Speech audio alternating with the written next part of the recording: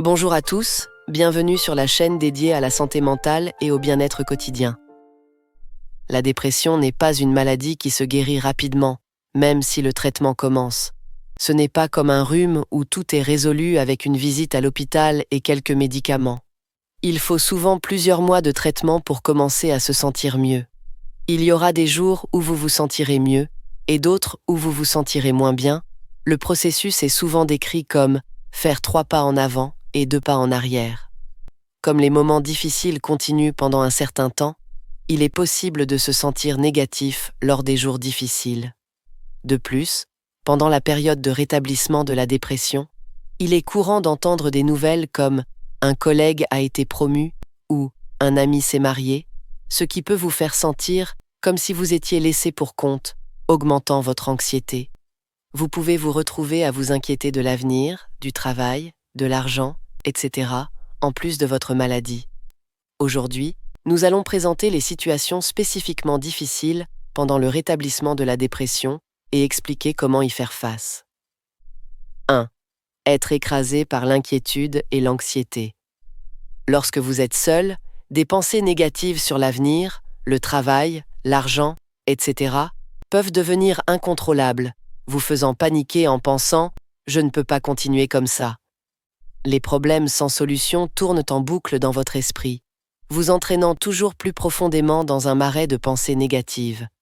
Dans ces moments, il est nécessaire de mettre un frein à vos pensées.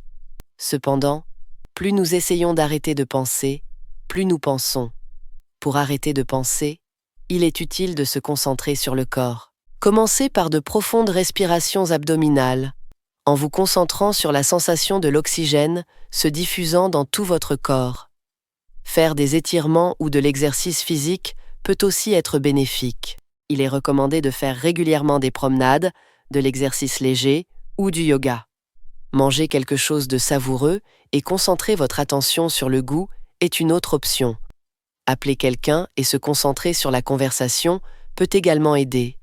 Si rien ne fonctionne, n'hésitez pas à aller dormir plus tôt.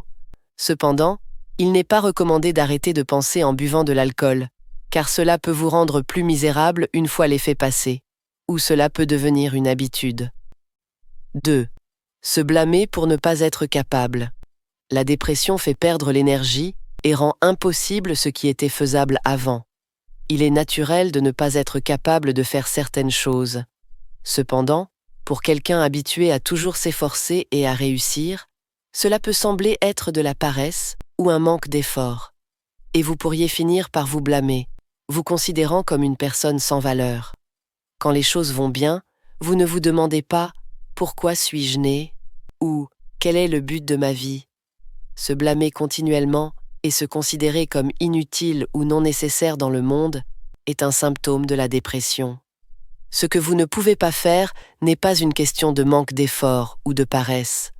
Au contraire, à mesure que la maladie commence à s'améliorer, vous pouvez ressentir une urgence à faire des choses. Il est important de se rappeler que vous êtes malade. Même si vous comprenez cela logiquement, si vous vous blâmez toujours, comme expliqué dans le cas de l'anxiété et de l'inquiétude, il est crucial de diriger votre conscience vers votre corps et de ne pas penser à votre propre valeur. Après tout, personne ne sait vraiment quelle valeur nous avons. 3. Vouloir disparaître. Continuer à se blâmer peut conduire à des impulsions de vouloir disparaître, un symptôme très dangereux pouvant mener au suicide. Ne gardez pas cela pour vous seul et cherchez de l'aide auprès de quelqu'un immédiatement. 4. Avoir du temps libre sans savoir quoi faire. À mesure que la dépression s'améliore et que vous vous retrouvez en arrêt de travail, vous pouvez vous retrouver avec du temps libre et ne pas savoir quoi en faire. J'ai du temps libre, mais je ne sais pas quoi faire, ou je me lève le matin et je n'ai rien à faire de la journée, sont des sentiments courants. Les personnes occupées pourraient considérer cela comme un problème de luxe, mais les personnes dépressives peuvent se sentir obligées de faire quelque chose de constructif avec leur temps libre, ce qui peut les amener à exprimer leur situation de cette manière. En réalité, cela signifie « j'ai du temps, mais je ne peux rien faire ».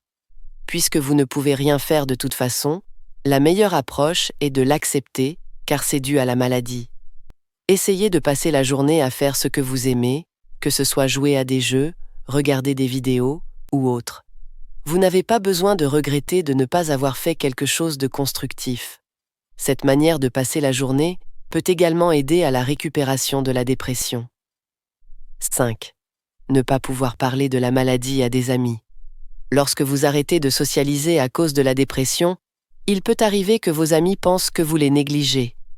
Expliquer votre dépression pourrait non seulement ne pas susciter de l'inquiétude, mais aussi conduire à des réponses blessantes comme « c'est juste dans ta tête ». Dans ce cas, il est préférable de ne parler de votre maladie qu'à des personnes susceptibles de comprendre. Ceux qui ne reconnaissent pas votre maladie pourraient ne pas être de véritables amis. La dépression tend à affecter ceux qui ont l'habitude de se pousser à bout. Cependant, guérir de la dépression ne consiste pas à se forcer à aller mieux. Au contraire, il est important d'accepter « c'est la maladie, je ne peux rien y faire » et de reconnaître que ne rien pouvoir faire est normal. Faites confiance au traitement médical et attendez une guérison naturelle. Évitez de penser à l'avenir autant que possible. Ne comparez pas non plus votre situation actuelle avec celle où vous étiez en bonne santé, mais comparez-la plutôt avec vos pires moments et reconnaissez des améliorations comme « je vais mieux que le mois dernier » ou « je vais mieux que l'année dernière ».